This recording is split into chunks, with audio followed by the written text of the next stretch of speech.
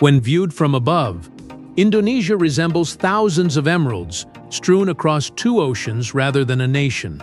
Beneath those islands, however, are hundreds of languages, ancient cultures, volcanoes, and almost 300 million people. So how can a country so split along geographical, religious, and historical lines remain united? The response is surprising. From above, Indonesia doesn't seem like a single country. It looks like thousands of emeralds scattered between two oceans and covers an area about the size of the United States. There are more than 17,000 islands in this archipelago, ranging from cities to islands that can disappear into the sea. Still, 284 million people call this place home. That number is hard to imagine. The geography is harder. Indonesia is situated on the Pacific Ring of Fire and has more than 130 active volcanoes. Here, the earth beneath your feet has the capacity to wipe out a village, create a tsunami, or alter an entire landscape. The same volcanic soil, however, can make rice fields extraordinarily productive. Danger and plenty come from the same earth. Next is the human landscape. Hundreds of ethnic groups with a wide range of customs, religions, and lifestyles, speaking more than 700 languages, call the islands home. Growing up in Bali can present a very different cultural environment than growing up in Java, Papua, or Sumatra. They also continue to be a part of the same nation in some way. At that point, Indonesia is more than just a collection of beautiful islands. It becomes a question. When communities are linguistically divided, people are geographically separated, and nature itself can be unpredictable. How do you create a shared identity? There is no map with the answer on it. People who have learned how to deal with danger, distance, and difference generation after generation exhibit it. One concept, unity without sameness, is the starting point of that tale.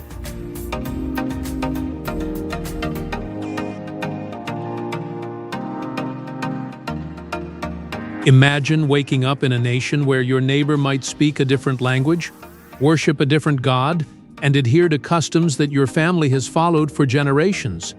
These kinds of differences can turn into walls in many places. They were incorporated into the narrative in Indonesia.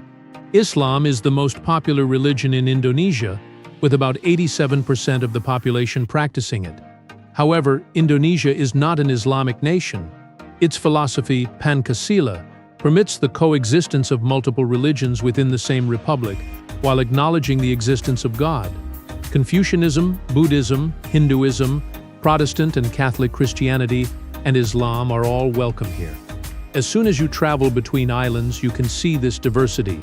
Hindu customs influence daily life on Bali. Families leave rice and flowers as offerings outside residences and businesses every morning.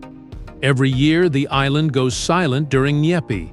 The roads are deserted, the lights go out, life stops. The Toraja people in Sulawesi, on the other hand, present a completely different world.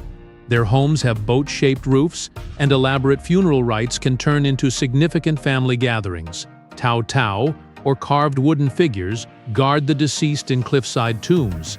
These traditions might seem very different.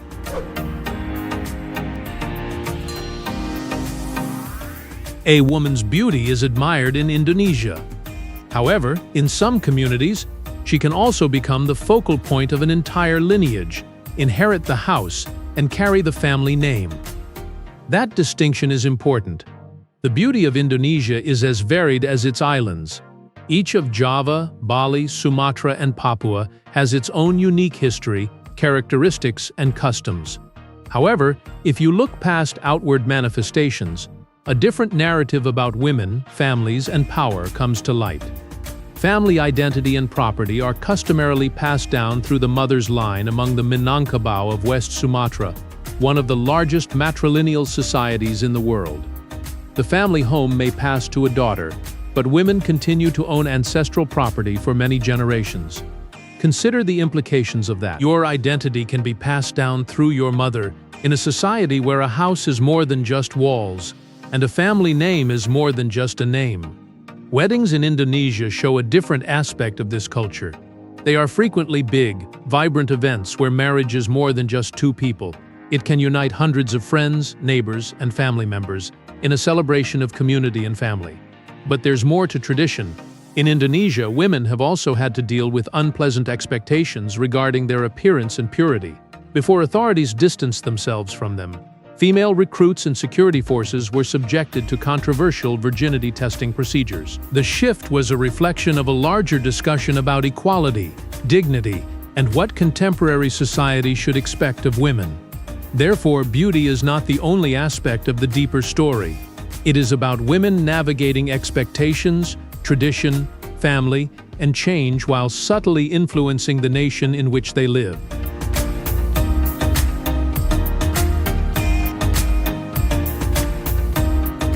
Millions of lives don't have time to wait, which is why a city can rise before the sun. Morning arrives in Jakarta as a cacophony of noise. While much of the world still drinks coffee, markets start trading, vendors prepare food, and motorbikes squeeze through traffic. There are about 32 million people living in the larger metropolitan area of Jabodetabek, compared to about 11 million in Jakarta itself. It isn't just a city.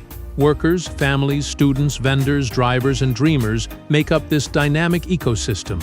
But there's humanity beneath the cacophony.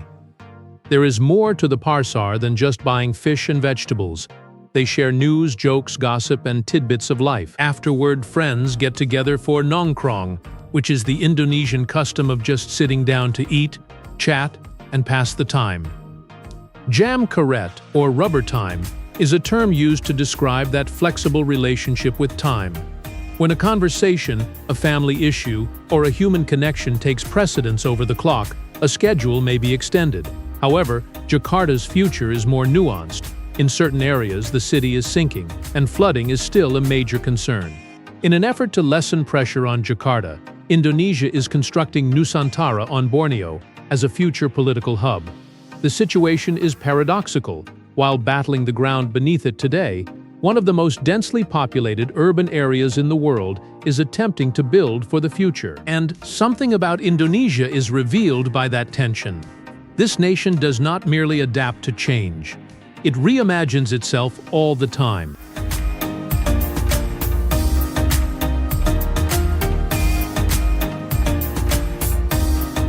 What if your home didn't have a front door on solid ground, a backyard or streets? For the Bajo, the sea may be their home. These sea nomads have lived by the water for generations in various parts of eastern Indonesia. In order to collect food from the seabed, some proficient freedivers can drop about 70 meters on a single breath. According to research, Bajo people typically have abnormally large spleens, which can release blood that is rich in oxygen when diving. Swimming is not a pastime for a child growing up here. Survival requires it. Their world does not end at the sea, it is its floor. However, there is another community in Indonesia that made the opposite move. The Korowai are renowned for constructing homes above ground, deep within Papua's forests, in addition to reflecting earlier spiritual beliefs. These raised homes can shield families from potential conflict, insects, and flooding. However, the internet frequently omits a crucial detail. For television production, some dramatic depictions of extraordinarily tall Korowai tree houses were constructed or exaggerated. The majority of conventional homes are tall, but not extremely so, and the story is improved by that correction, because how high can a house go is not the true question. Why did people need to build it there is the question. Two communities, above the water, one lives.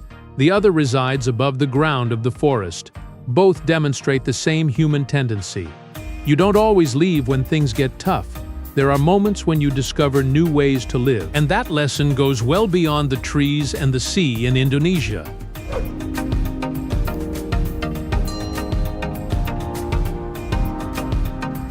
Sometimes a country's most picturesque area isn't what tourists are looking for.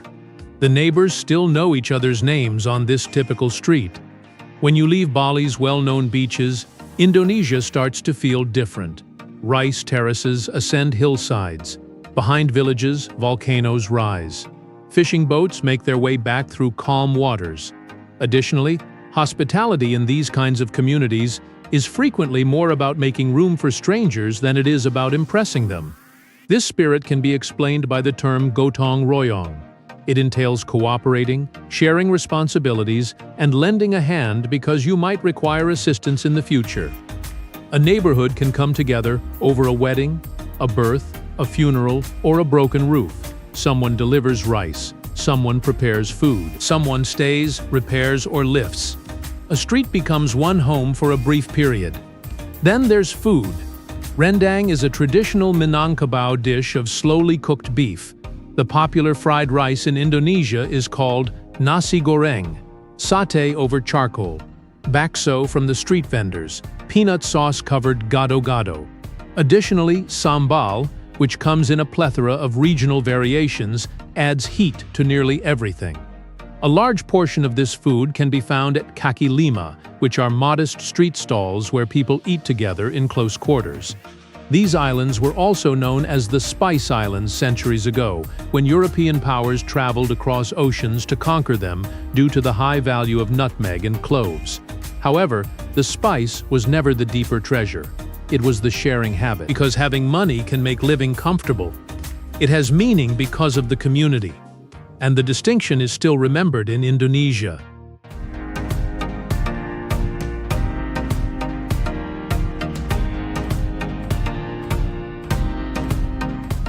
The same fire that gives Indonesia its beauty can also serve as a reminder of how fleeting human life is. Ancient societies flourished alongside volcanoes throughout Java. Constructed over a millennium ago and subsequently buried under volcanic ash and jungle, Borobudur is one of the most significant Buddhist monuments in the world. Nearby, Bali's temples and Subak rice terraces show how closely religion, agriculture, and nature became entwined, while Prambanan's Hindu temples rise like stone flames. However, this region's volcanoes are more than just historical features. Miners descend into a sulfur gas-filled crater at Mount Ijen. They frequently make the trip more than once a day, breaking apart yellow sulfur, loading bulky baskets onto their shoulders, and carrying them back up the mountain.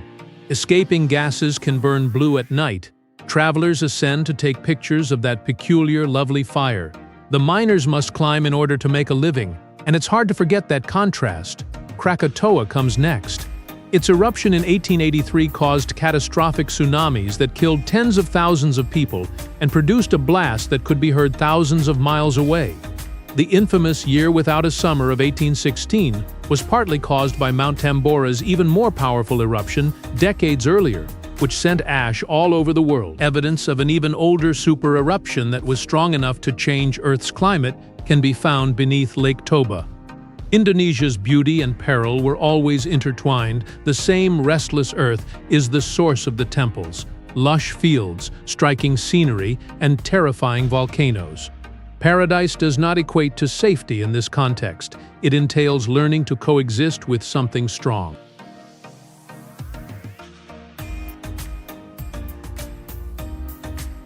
A paradise is able to conceal its flaws. The modern history of Indonesia did not start with skyscrapers or beaches. These islands were shaped by strong Hindu-Buddhist kingdoms long before current borders. Majapahit rose to prominence as a sea power.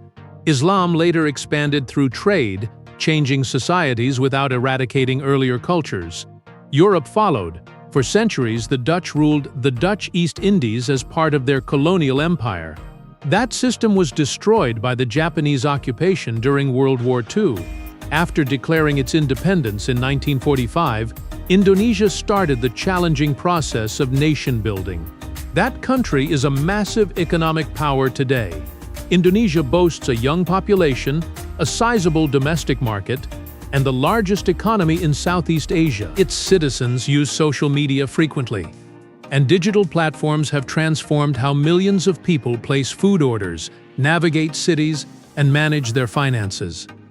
But hardship does not go away with growth.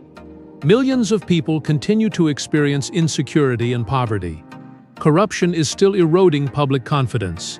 Additionally, growth-promoting industries have the potential to harm the environment. The growth of palm oil has contributed to the loss of rainforests, endangering animals like orangutans and straining delicate coral reefs. Postcards from Indonesia seldom depict that. A nation can have both prosperity and hardship at the same time. While communities are still at risk, It can construct futuristic cities. It can fight to preserve its exceptional natural beauty. And maybe that's why Indonesia is worth learning about. It's not the ideal paradise. It is a dynamic nation that is expanding, debating, changing, and attempting to determine its desired future.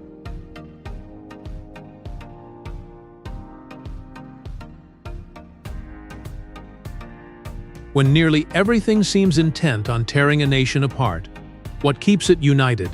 Thousands of islands, hundreds of ethnic groups, hundreds of languages, various religions, strong volcanoes, densely populated cities, and vast distances between communities are all features of Indonesia. It may appear disjointed on a map. However, geography is not the only factor that holds a nation together. People are what keep it together by generations of families living in the same house, by neighbors who come when a roof needs to be fixed, by religious customs that are carried out in various ways. According to Gotong Royong, carrying a burden together makes it lighter. And maybe most importantly, by feeling like you belong, Indonesians have acquired the ability to cope with uncertainty. The earth may tremble. Volcanoes are capable of erupting. The ocean may rise. Cities might flood. But the following morning, people get up, rebuild, go to work, prepare meals for their families, and so on. That might be the quiet power of Indonesia. It was never necessary for all the islands, languages, and beliefs in the nation to be the same. Rather, it discovered that unity is possible without sameness. Perhaps this is a lesson for all of us. We frequently believe that strength entails eliminating distinctions, managing ambiguity, or erecting barriers around familiar things. However, another option is provided by Indonesia.